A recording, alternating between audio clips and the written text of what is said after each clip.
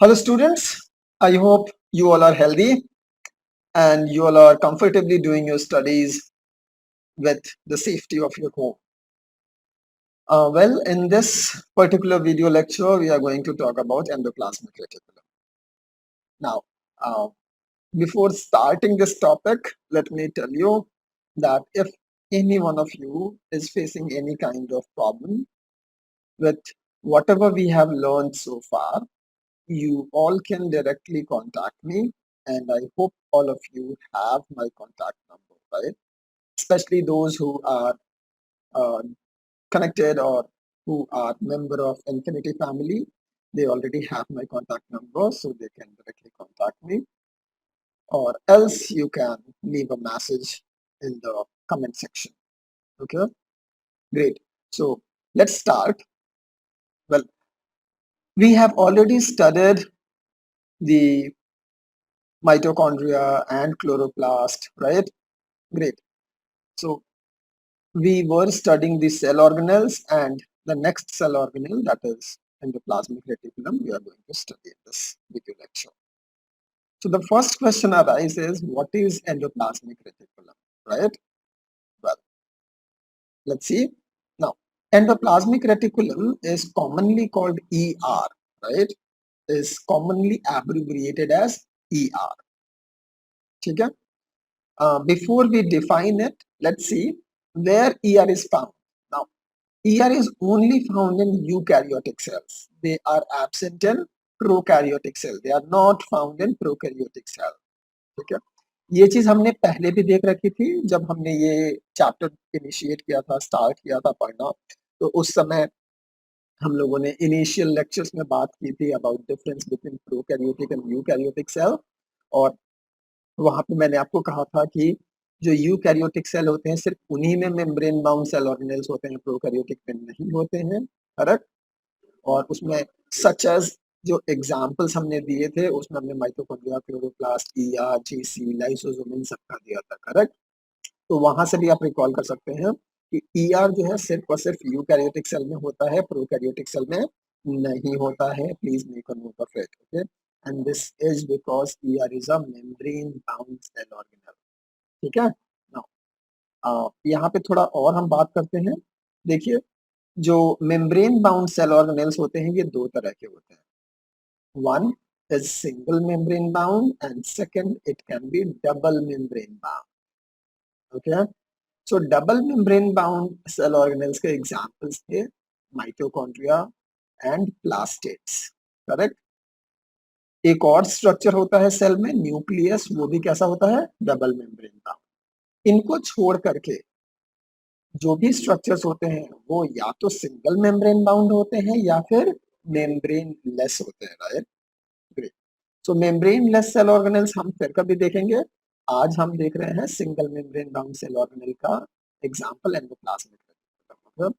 Apart from ER जो GC है, lysosomes हैं, स्फेरोसोम्स हैं, ये सारे भी क्या होते हैं, single membrane bound. One by one हम देखेंगे इनको in the coming video lecture, okay. Great.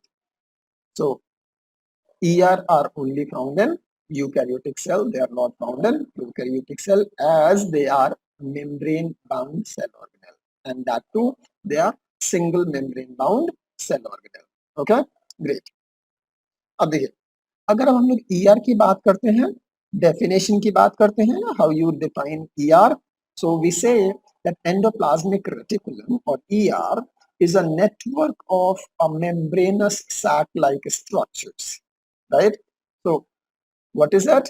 ER is a network of membranous sac-like structures, है ना। अब what are these structures? What are these membranous sac-like structure? Actually ER दिखता कैसा है, तो देखिए यहाँ इमेज में। अब इस इमेज पे हम थोड़ा टाइम स्पेंड करेंगे, हम इसको समझने की कोशिश करेंगे। देखिए, यहाँ पे जो पर्पल कलर में हमने दिखाया है, कैन यू सी, जहां पे लिखा हुआ है nuclear envelope, that nuclear envelope you know is the part of nucleus, ठीक है। जो इनर और आउटर न्यूक्लियर मेम्ब्रेन है वो दोनों मिल करके बनाता है क्या, न्यूक्लियर एनवेलप, ओके। एंड हमने न्यूक्लियस तो ऑलरेडी पढ़ लिया है, आपने देखा था न्यूक्लियस का स्ट्रक्चर, तो आपको मालूम है कि न्यूक्लियर एनवलप क्या होता है, न्यूक्लियर मेम्ब्रेन्स क्या होते हैं, और आपको ये भी मालूम है कि इन न्यूक्लियर एनवलप के ऊपर बहुत सारे न्यूक्लियर पोर्स होते हैं। As you can see in this picture, वहां पे पोर्स बने हुए हैं। एंड हमने ये भी बात की थी कि there are around 2000 to 3000 nuclear pores per nucleus. Can you see, बहुत सारे पोर्स यहाँ पे भी बने हुए हैं। ग्रेट। तो जो हमने पर्पल से बना रखा है that is part of nuclear envelope. ठीक है। अब देखिए, अगर आप ठीक से देखोगे तो यहाँ पे न्यूक्लियर एनवलप का जो बाहर वाला मेम्ब्रेन है, आउटर न्यूक्लियर मेम्ब्रेन, उससे कनेक्टेड है ये फोल्ड, पतले पतले ऐसे फोल्ड लाइक स्ट्रक्चर्स, है ना, दिख रहा है ना। ये जो फोल्ड लाइक स्ट्रक्चर्स बने हैं ना, यही एंडोप्लाज्मिक रेटिकुलम है, यही वो मेम्ब्रेनस नेटवर्क लाइक स्ट्रक्चर है ना। मेम्ब्रेनस क्यों? क्योंकि ये मेम्ब्रेन का बना हुआ है, सेल मेम्ब्रेन जैसा स्ट्रक्चर, प्लाज्मा मेम्ब्रेन का बना हुआ है। ठीक है। अब देखिए, अगर आप इसको ठीक से देखोगे तो ये देखो, ये जो पतले पतले लंबे लंबे स्ट्रक्चर्स हैं, this are like thin flat tube like structures, है ना। ये फ्लैट ट्यूब या सैक लाइक स्ट्रक्चर्स हैं। ये ऐसा नहीं है कि सिंगल ऐसे पतली सी ट्यूब जैसे, नहीं, ये फ्लैट है, नीचे भी है ऐसे। 3D में सोचिए आप इसे। ठीक है, दिख रहा है। तो this is how an ER look like, endoplasmic reticulum looks like. अगर आप इस ईआर को ठीक से देखोगे तो it is composed of mainly 3 things. सबसे पहला है सिस्टर्नी, राइट। अब देखिए सिस्टर्नी क्या है।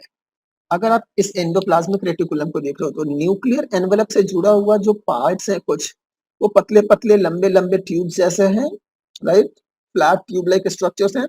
और ये बहुत सारे हैं, और ये सारे के सारे one above another, they are arranged parallelly, है ना। तो ये सारे कैसे हैं? पैरेलली अरेंज्ड है, दिख रहा है। सिस्टर्नी यहाँ पे मार्क्ड भी है। ग्रेट। तो जो सिस्टर्नी होते हैं, they are thin flat like structure, flat sac like structure which are arranged parallelly, है ना, एक के ऊपर एक ऐसे। So this is one, this is another, फिर इसके इधर, फिर ऐसे, है ना। तो पैरेलली ये अरेंज होते हैं एक के ऊपर एक। ये क्या होते हैं? स्टैक्ड होते हैं। What is most important point, जो सिस्टर्नी होते हैं वो ब्रांच्ड नहीं होते, याद रखिएगा। देखिए, ब्रांच नहीं है, हर एक सिस्टर्नी में देखिएगा एक इन और एक ही आउट है। वो ऐसे बहुत सारा ब्रांच स्ट्रक्चर नहीं है। It is thin flat sac like unbranched structure which is made up of membrane, है ना। और इस मेम्ब्रेन में अगर आप देखोगे तो हर एक जो सिस्टर्नी है उसके अंदर एक खाली जगह है जिसमें कुछ लिक्विड भरा होगा। ये जो खाली जगह है हर एक सिस्टर्नी के अंदर, इसको हम ल्यूमेन कहते हैं। क्या कहते हैं? Lumen. And this lumen is in continuity, है ना। ये जुड़ा होता है किससे? न्यूक्लियोप्लाज्म से। याद कीजिए, क्योंकि ये न्यूक्लियस से जुड़ा हुआ है ना, तो ये न्यूक्लियोप्लाज्म से क्या होता है? जुड़ा होता है। करेक्ट। स्पेशली ये आपका जो पेरी न्यूक्लियर स्पेस है उसके साथ कंटिन्यूटी में होता है। ग्रेट। तो आपको ये समझ में आ रहा है कि सिस्टर्नी क्या है ना। Apart from cisternae, the second structure that we see in ER are called tubules, है ना। अब देखिए ये ट्यूब्यूल क्या है।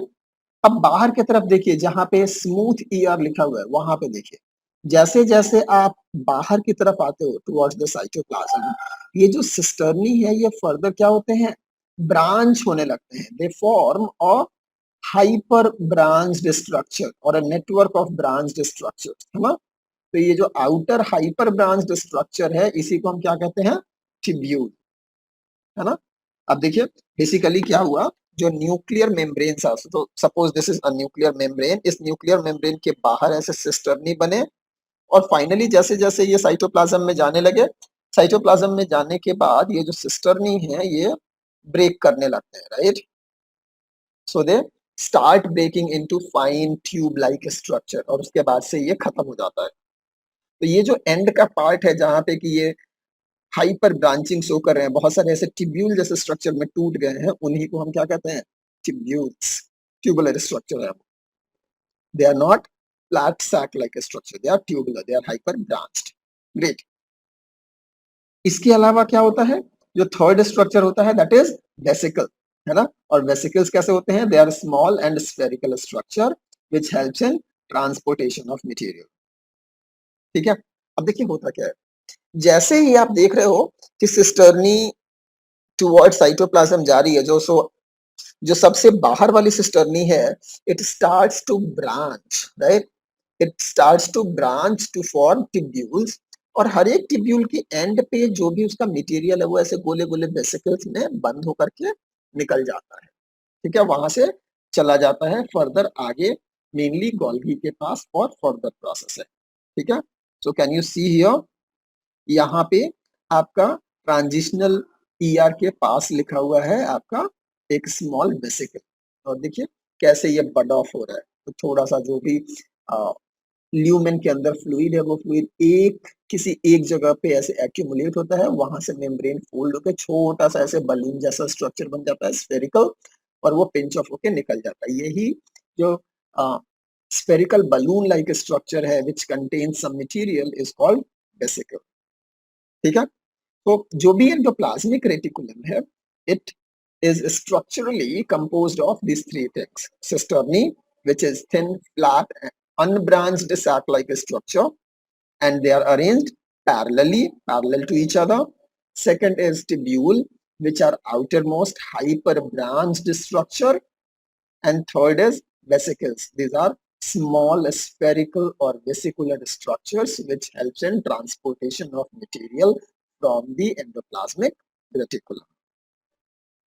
Is it okay? Great. So ये तीन चीजें होती हैं। अपार्ट फ्रॉम दिस, अगर आप इस पिक्चर को देखोगे तो इस पिक्चर में देखिए कि जो भी सिस्टर्नी है उनके ऊपर छोटे छोटे रेड डॉट्स लगे हुए हैं, right. Now this red dots are actually ribosomes. क्या है ये? राइबोसोम्स है। वेल, हर एक सिस्टर्नी पे ये लगा हुआ है? नो। आप देखिए जहां पे स्मूथ ईयर लिखा है या जहां पे ट्रांजिशनल ईयर लिखा है, इन दोनों पे अगर आप देखोगे तो इन दोनों के सरफेस के ऊपर ये रेड डॉट्स नहीं है, यानी कि इनके ऊपर राइबोसोम्स नहीं है। Okay, now the ER on which these ribosomes are found, because of these ribosomes they appear rough, है ना, ऐसे खुरदुरा लगता है, जैसे सैंड पेपर होता है वैसा। जैसे सैंड पेपर के ऊपर देखिए छोटे छोटे छोटे छोटे दाने लगे होते हैं, वैसे ही जो एंडोप्लाज्मिक रेटिकुलम है उसके ऊपर राइबोसोम्स लगने की वजह से ये भी कैसा हो जाता है? रफ। और ऐसे एंडोप्लाज्मिक रेटिकुलम को क्या बोलते हैं? रफ। ओके, ग्रेट, याद रहेगा, बिल्कुल आसान है। ऐसा एंडोप्लाज्मिक रेटिकुलम जिसके ऊपर राइबोसोम्स नहीं लगे होते हैं, वो कैसा अपीयर होगा? Smooth. There is nothing, it's plain smooth, तो उसको हम क्या बोलेंगे? Smooth endoplasmic reticulum. ठीक है, तो इसका मतलब क्या हुआ? This means that the endoplasmic reticulum is of two types, that is rough endoplasmic reticulum and smooth endoplasmic reticulum. Let us see, right? So ER endoplasmic reticulum को हम दो पार्ट में डिवाइड कर सकते हैं, rough endoplasmic reticulum that is RER, है ना, and smooth endoplasmic reticulum that is SER। ठीक है, याद रखिए ये स्टैंडर्ड एब्रिविएशन है, आप यूज कर सकते हैं इसे। RER मतलब rough endoplasmic reticulum and SER का मतलब होता है smooth endoplasmic reticulum. Okay, great. तो देखिए when you see RER, it have ribosomes attached on its surface, और इसीलिए they appear rough and hence named rough endoplasmic reticulum. If you see the SER, they do not have ribosomes attached on their surface, and that's why they appear smooth, hence called smooth endoplasmic reticulum. Easy, right? Great. Now, important thing, see, RER originates from the folding of outer nuclear membrane. Okay, जो outer nuclear membrane होता है ना बेटा, उसके ऊपर भी ऐसे ribosomes लगे होते हैं हमेशा। ओके, और जब यही मेम्ब्रेन बाहर की तरफ फोल्ड होकर के ऐसे सिस्टर्नी और ऐसे फोल्डेड नेटवर्क बनाना चालू करता है, मेम्ब्रेनस नेटवर्क, तो उसी को हम क्या कह देते हैं? Endoplasmic reticulum. इसीलिए हमेशा जो पहला ER बनता है, the ER which is formed initially is always RER, is always RER। ठीक है, तो जो रफ एंडोप्लाज्मिक रेटिकुलम है वो ओरिजिनेट करता है from the folding of outer nuclear membrane and it is the first ER to be form. Now SER कहां से ओरिजिनेट होता है? SER originates from the RER. ठीक है, कभी भी एसईआर डायरेक्टली नहीं बनता, ये हमेशा आरईआर जो है यानी कि रफ एंडोप्लाज्मिक रेटिकुलम है उन्हीं के ऊपर से जो राइबोसोम्स हैं वो डिटैच हो जाते हैं और फिर ये क्या बन जाता है? एसईआर। ठीक है, so always SER originates from RER, याद रखिएगा। इसीलिए जो पहला ईआर बनता है that is always RER, SER हमेशा बाद में बनेगा। वन मोर इंटरेस्टिंग थिंग, ठीक, तो आप देखो मान लो कि एक एंडोप्लाज्मिक रेटिकुलम बना, इसमें सबसे पहले क्या बना? आरईआर, और आरईआर से एसईआर बनना है, तो वहां पे एक ऐसा भी तो पीरियड होगा जिस समय कि आरईआर के ऊपर जो चिपके हुए राइबोसोम्स होंगे वो धीरे धीरे हट रहे होंगे, तो कुछ पार्ट में हटे होंगे, कुछ पार्ट में अभी भी होगा। So in a cell you can find such a endoplasmic reticulum which is partly rough and partly smooth। At the same time कुछ ऐसे भी जोन होंगे जहां पे कि अभी राइबोसोम्स हट रहे होंगे, that is called transitional ER, क्योंकि अभी भी वो क्या है? अंडर ट्रांजिशन है, अभी भी उनमें बदलाव हो रहा है, राइट? यानी कि अभी भी they are transiting from RER to SER. समझ में आया? तो एक्चुअली में ईआर जो है वो तीन तरह के हो गए, RER, rough endoplasmic reticulum, transitional ER and SER. लेकिन ट्रांजिशनल ईयर के बारे में आपको इतना अभी नहीं पढ़ना है। Great. Next thing is what is the function, right?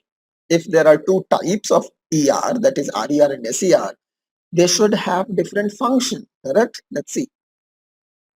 तो अगर हम लोग फंक्शंस की बात करते हैं, दोनों का फंक्शन देखेंगे। सबसे पहले हम देखते हैं RER का function, it helps in protein synthesis, it's modification and it's folding. समझ में आ रहा है? देखिए, जो आरईआर है, आरईआर के ऊपर तो राइबोसोम्स है ना, and as you know the ribosomes are the protein factory of your cell, है ना? आपके सेल में प्रोटीन कहाँ बनता है? राइबोसोम्स पे। और ये राइबोसोम्स आरईआर के ऊपर चिपके हुए हैं, तो ये राइबोसोम्स क्या करते हैं? प्रोटीन बनाते हैं और सीधा कहाँ उस प्रोटीन को भेज देते हैं? In the lumen of this RER. इसीलिए RER helps in protein synthesis, और जैसे ही ये नया प्रोटीन इस आरईआर के ल्यूमेन में आता है, यहाँ पे इनका मॉडिफिकेशन होता है, इनका फोल्डिंग होता है ना, एंड इनकी सॉर्टिंग भी होती है। तो जो आरईआर है इसका main function is it helps in protein synthesis, protein modification, protein folding and protein sorting. अब आप बोलोगे ये सब है क्या, राइट? वेल, आप अभी सिर्फ थोड़ा-सा एक एनालॉजी लेकर के समझिए, है ना? जैसे-जैसे आप बड़े होंगे, बायोलॉजी और पढ़ेंगे, देन हम लोग बात करेंगे कि uh, what is protein, okay? What is protein folding, what is protein modification, इन सब के बारे में हम इन डिटेल बाद में बात करेंगे। अभी आप ऐसा समझो कि देखो, प्रोटीन जब बनता है, जो प्रोटीन होता है, it is a chain of amino acids, right? अगर ये ऐसे ही लंबे-लंबे धागे के जैसे रहेंगे, then protein can not work, right? Now in order to work it has to achieve its proper shape। और शेप कैसे लेगा? ये जो धागा जैसा अभी प्रोटीन है, इस प्रोटीन को क्या होना होगा? फोल्ड होना होगा एक पर्टिकुलर तरीके से, so that it can become a particular protein. अब इस चीज को, right, the way a protein should fold to attain a particular shape is called protein folding. ठीक है, और ये फोल्डिंग कहाँ होता है? In the lumen of RER, correct?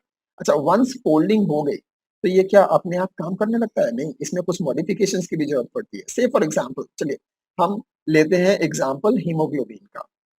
आप सब लोग जानते हो haemoglobin, right? It is red pigment which is found in the RBC and it helps in the transportation of oxygen. ठीक, आप लोग ये भी जानते हो कि जो हीमोग्लोबिन है ये प्रोटीन का बना होता है, करेक्ट?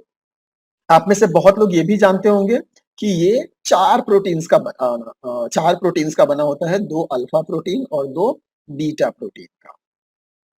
ठीक है, अब सोचो कि अगर ये प्रोटीन का बना है तो इसका तो लंबा लंबा धागा जैसा होना चाहिए था ना, पर हीमोग्लोबिन ऐसा होता नहीं है। हीमोग्लोबिन का एक स्पेशल ग्लोबुलर शेप है, गोला जैसा है कुछ। ये कैसा हुआ? क्योंकि ये जो चारों प्रोटीन हैं, इनको फोल्ड होना पड़ता है और ऐसे गोले-गोले स्ट्रक्चर्स बनने पड़ते हैं। इनके अपने टिपिकल शेप में आना पड़ता है, ठीक है? That is one level of folding. Now सिर्फ फोल्डिंग से क्या ये हीमोग्लोबिन बन गया? नहीं, आपको मालूम है हीमोग्लोबिन में हीम भी है और जिसमें आयरन भी है। तो इस प्रोटीन में जब तक हीम ग्रुप को हम ला करके ऐड नहीं करेंगे, तब तक ये हीमोग्लोबिन नहीं बनेगा, ये फंक्शनल नहीं होगा। समझ में आ रहा है? So adding this heme group to these proteins to form functional hemoglobin is what? Modification. So this protein requires modification और तभी ये काम कर सकता है। ये सब काम कहाँ होता है? ER। समझ में आ रहा है? तो जो RER है, इसका मेन फंक्शन है प्रोटीन सिंथेसिस, मॉडिफिकेशन, फोल्डिंग और एक और चीज मैंने बोला सॉर्टिंग। अब ये सॉर्टिंग क्या होता है? सॉर्टिंग हम बोलते हैं किसी भी चीज को अलग अलग करना, राइट? जैसे मान लीजिए कि आपके पास 10 पेन है और 10 पेन जो है उनको आप अलग-अलग करके रख लेते हो on the basis of may be colour, है ना? या फिर किसी न किसी प्रॉपर्टी पे आप उनको क्या करते हो? अलग-अलग करके रख लेते हो, सेग्रीगेट कर लेते हो। This process is called sorting, है ना? जैसे कि आपके पोस्ट ऑफिस में भी होता है। सपोज पोस्ट ऑफिस में बहुत सारी लेटर्स जाते हैं। अब हर एक लेटर को हर जगह तो नहीं भेज सकते। सबसे पहले क्या करता है? जो पोस्ट ऑफिस के वर्कर्स होते हैं, वो क्या करते हैं कि ऑन द बेसिस ऑफ कि किस सिटी में जाना है इस पर्टिकुलर लेटर को, सिटी वाइज उन सारे लेटर्स को क्या करते हैं? सेग्रीगेट कर लेते हैं। तो एक ग्रुप बनाएंगे फॉर से दिल्ली, एक ग्रुप बना लेंगे for Kolkata, another group can be for Chennai, right? Another group can be for Lucknow, okay? तो ऐसे बहुत सारे वो क्या करते हैं? ग्रुप्स बनाते हैं। Now the process of segregating the letters, okay, on the basis of their destination is called what? Sorting. इसी प्रोसेस को छांटने के प्रोसेस को क्या कहते हैं? सॉर्टिंग। तो जो ईआर है वो प्रोटीन की सॉर्टिंग भी करता है ना? कि कौन सा प्रोटीन को कहाँ भेजना है, कहाँ उसकी जरूरत है, वहां उसको भेजना होता है। और इसके लिए वो अलग अलग पते वाले प्रोटीन्स को अलग अलग ग्रुप्स में क्या करता है? छांटता है, यानी कि उनकी सॉर्टिंग करता है। Very well. So this is the first and the most important functions of RER. SER के बारे में बात करते हैं। If you see SER, SER का जो फंक्शन है, main function, that is it helps in lipid and carbohydrate synthesis and modification. ठीक है? जैसे आपका आरईआर प्रोटीन की सिंथेसिस एंड मॉडिफिकेशन में हेल्प करता है, वैसे ही एसईआर किस में कर रहा है? लिपिड एंड कार्बोहाइड्रेट के। याद रखेंगे? ग्रेट। नेक्स्ट फंक्शन हम लोग देखते हैं, which is again important. It helps in membrane biogenesis या biosynthesis. Now, RER and SER both helps in membrane biogenesis. अब ये होता क्या है? देखो बेटा, मेम्ब्रेन आपको मालूम है, membrane is what? Plasma membrane या सेल मेम्ब्रेन। नाउ जो सेल मेम्ब्रेन है उसको भी तो बनाना पड़ेगा ना? क्यों बनाना पड़ेगा? लेट्स सी, मान लीजिए कि एक सेल बना शुरू में, वो छोटा सा सेल है। Now it has to undergo the process of growth. तो उस सेल को छोटे सेल से बड़ा सेल बनना है। अब बड़ा, जैसे जैसे सेल बड़ा होगा उसका सेल मेम्ब्रेन भी तो बड़ा होना चाहिए ना? अगर बड़ा होने के लिए नया मेम्ब्रेन बनना चाहिए, और ये काम कौन करता है?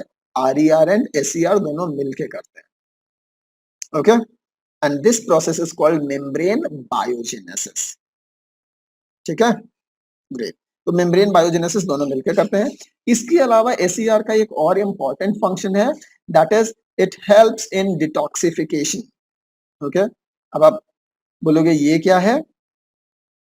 देखो बेटा, वैसे तो बहुत सारे फंक्शंस होते हैं आरईआर एंड एसईआर के, लेकिन ये जो मैं आपको बता रहा हूँ, it is from your standard point of view, है ना? आपके क्लासेस में जो पूछे जाते हैं, आपके लिए जो इंपॉर्टेंट है, सिर्फ वही मैं बता रहा हूँ।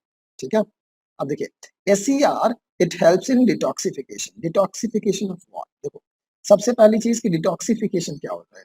टॉक्सिन आप लोग समझते हो, जहर। टॉक्सिन को आपके बॉडी से रिमूव करने के प्रोसेस को हम कहते हैं डिटॉक्सिफिकेशन। ठीक है? अगर आपके बॉडी में किसी ने टॉक्सिन ऐड कर दिया या आपको जहर दिया, दैट इज कॉल्ड टॉक्सिफिकेशन, यानी कि आपको टॉक्सिन दिया गया। अगर टॉक्सिन हटाया गया, दैट इज कॉल्ड डिटॉक्सिफिकेशन। ठीक है, तो जो आपका SCR है वो हेल्प करता है in the process of detoxification. कैसे? मान लीजिए आप कोई दवाई खाते हो, या फिर मान लीजिए आपने कुछ खाने के साथ बहुत सारे केमिकल्स आपके पेट में जाते हैं along with your food. Now it is the work of SCR कि वो ऐसे हाइड्रोफोबिक मॉलिक्यूल्स जो मेनली हैं उनको ये क्या करेगा, जो भी ड्रग्स हैं या जो भी प्रिजर्वेटिव्स हैं या कुछ केमिकल्स हैं उनको ये आपकी बॉडी से क्या कर दे, निकाल दे, है ना? कैसे निकालेगा? Through the process of metabolism और एक्सक्रीशन, है ना? उनको ये क्या कर देगा, निकाल देगा। अब जैसे ही टॉक्सिन को निकाला, इस प्रोसेस को हम क्या कह देंगे, डिटॉक्सिफिकेशन। समझ में आया? ग्रेट। सो SCR का एक और फंक्शन है, that is it helps in detoxification. याद रहेगा? ग्रेट। तो आप इतना समझिए कि जो ER है, it is a membranous structure. It is a network of membranous sac-like structures, which are mainly of three types, that is cisternae, tubules and vesicles. ठीक है? And जो ER है, it is of two types, that is RER and SER, and it is on the basis of their appearance कि वो कैसा appear कर रहे हैं. Okay? The ER having ribosomes on its surface appears rough and hence called RER. The ER which does not have any ribosomes or anything attached on its surface, that is, it appears smooth and called SER.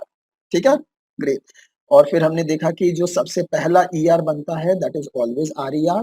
SER originates from the RER. ठीक है, तो RER कहाँ से originate करता है? It originates from the outfolding of outer nuclear membrane. ठीक है, और इसीलिए आप देखोगे कि जो ER होते हैं, स्पेशली जो RER होते हैं, वो हमेशा किससे अटैच्ड होते हैं? न्यूक्लियर मेम्ब्रेन से। ठीक है, SER may or may not remain attached with RER। ठीक है, ग्रेट। और इसीलिए एक और चीज ध्यान रखिए कि मोस्टली जो RER होते हैं, they are found outside the nucleus. ठीक है, जबकि SER जो होते हैं, they are found in the cytoplasm और टुवर्ड्स द सेल मेम्ब्रेन। ठीक है, याद रहेगा। फिर हमने बात की फंक्शन की, और फंक्शन में हमने बोला RER का मेन फंक्शन है protein synthesis, modification, folding and sorting, whereas SER का क्या है? Helps in synthesis and modification of lipids and carbohydrates। ठीक है, इसके अलावा RE और ACR दोनों का एक कंबाइंड फंक्शन है, that is it helps in membrane biogenesis, और एडिशनली SCR एक और काम करता है, दैट इज डिटॉक्सिफिकेशन, है ना? और ये डिटॉक्सिफिकेशन मेनली क्या है? Removal of drugs and alcohol from your body. ठीक है, और for that matter removal of any xenobiotic compound. याद रहेगा आपको? Great. So this is all about ER, that is endoplasmic reticulum. Next class में हम लोग, या नेक्स्ट वीडियो लेक्चर में आल्सो से, we will be talking about Golgi. ठीक है, याद रखिए बेटा कि जो ER है और गोल्गी है, दोनों आपस में समहाउ कनेक्टेड है। ठीक है, और ये दोनों एक साथ मिल करके काम करते हैं, they work in conjugation. In fact, let me tell you that जो गोल्गी बॉडी होता है, इसका जो फॉर्मेशन होता है, that is dependent on the ER। ठीक है, एंडोप्लाज्मिक रेटिकुलम पे डिपेंडेंट होता है। Great. So next video lecture में हम लोग बात करेंगे GC की, गोल्गी कॉम्प्लेक्स या गोल्गी apparatus, GA की। ठीक है, great. So stay tuned and stay safe. Thank you.